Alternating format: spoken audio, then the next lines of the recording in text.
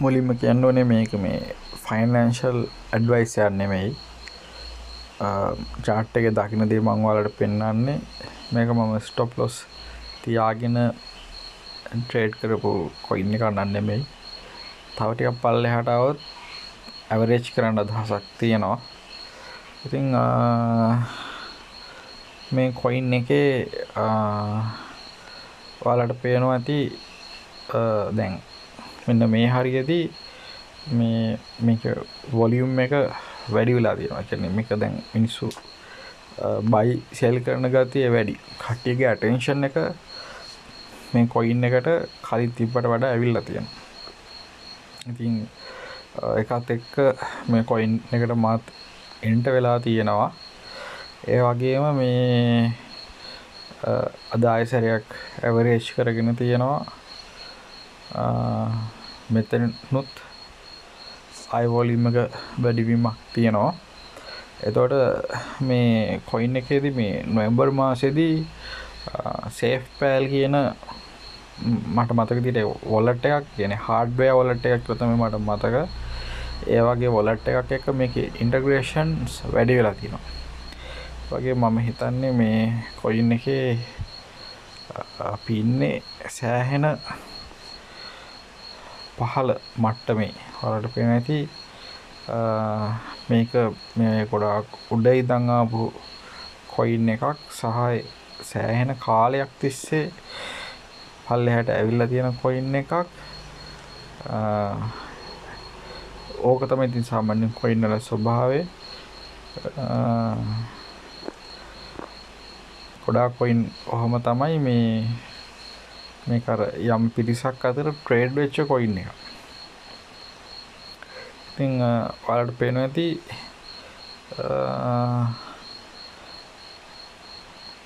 මේක අපි weekly chart එකට යන්.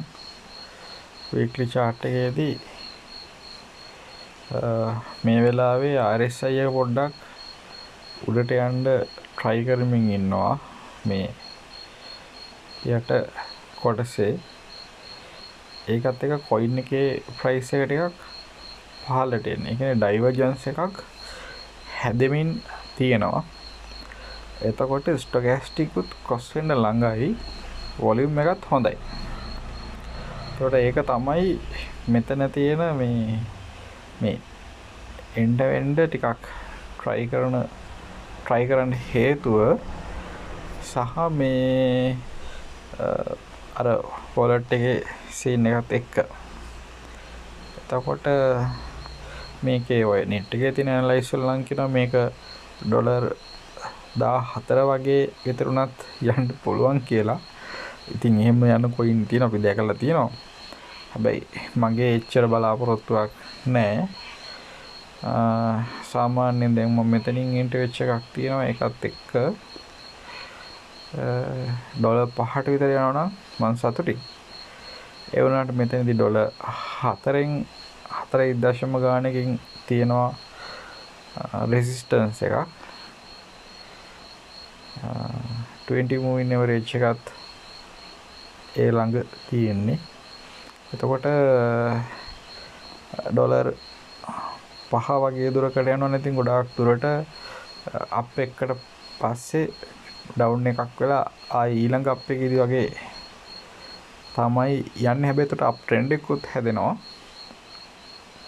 එහෙම අප් ට්‍රෙන්ඩ් එකක් හැදුනොත් ඉතින් 14 වගේ පැතිවලට යන එක ගැන අපිට හිතන්න පුළුවන්. ඉතින්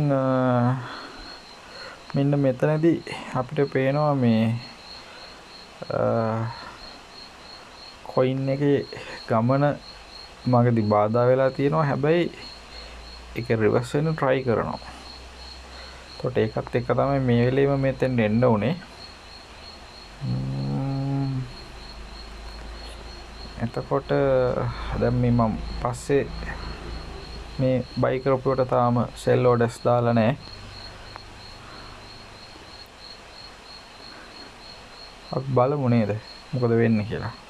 ඉතින් අවසානයේ මතක් කරනවා මේක ෆයිනෑන්ෂල් ඇඩ්වයිස් නෙමෙයි. මම chart වල දකින්න දේවල් වලට දාන්නේ මේ ඔයාලට chart එකක් open කරලා බලනවට වඩා පහසුවක් තියෙන්න පුළුවන්. ඒ වගේම මේකේ මෙතන ට්‍රේඩින් ඔපොර්චුනිටි එකේ මම දකින සාධක ඔයාලට පෙන්වන්නේ ඔයාලා තවදුරටත් හොයලා බලලා මේක ට්‍රේඩ් කරනවා නම් ට්‍රේඩ් කරන්න. ඒ වගේම විරුද්ධ අදහස් එහෙම ඔයාලා ගාව තියෙනවා නම් ඒවත් කමෙන්ට් කරන්න. හැම අදහසකටම විවෘතයි.